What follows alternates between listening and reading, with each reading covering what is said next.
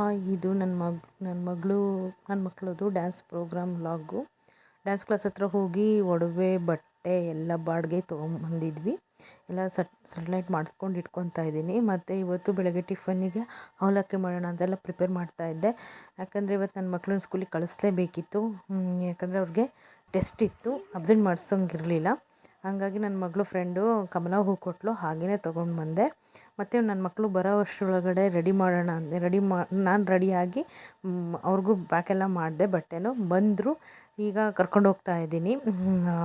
ತುಮಕೂರು ಗುಬ್ಬಿ ವೀರಣ್ಣ ಕಲಾಕ್ಷೇತ್ರದಲ್ಲಿ ಇದ್ದಿದ್ದು ಫಂಕ್ಷನ್ನು. ಹಾಗಾಗಿ ದೊಡ್ಡ ಮಗಳಿಗೆ ಆಲ್ರೆಡಿ ರೆಡಿ ಮಾಡಿದ್ದೆ. ನನ್ನ ಚಿಕ್ಕ ಮಗಳಿಗೆ ಲಾಸ್ಟಿಗೆ ರೆಡಿ ಮಾಡೋಣ ಅಂತ ಹೇಳಿ ಮಾಡ್ತಾಯಿದ್ದೆ. ಮುಖಕ್ಕೆ ಮಾತ್ರ ಮೇಕಪ್ ಅವರೇ ಮಾಡಿಕೊಟ್ಟಿದ್ರು. ಇನ್ನು ಬಟ್ಟೆ, ಕಾಸ್ಟ್ಯೂಮ್, ಜ್ಯುವೆಲರ್ಸಿ ಮತ್ತು ಜಡೆ ಎಲ್ಲ ನಾವೇ ರೆಡಿ ಮಾಡಬೇಕಿತ್ತು.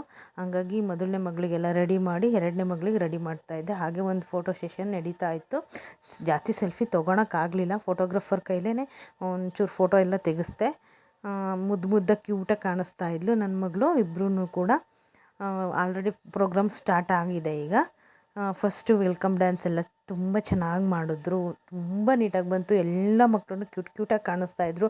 ನೋಡೋದಕ್ಕೆ ತುಂಬಾ ಖುಷಿ ಆಯಿತು. ನಟರಾಜನಿಗೂ ಸಹ ಪೂಜೆ ಎಲ್ಲ ಮಾಡಿ ಸ್ಟಾರ್ಟ್ ಮಾಡಿದ್ರು.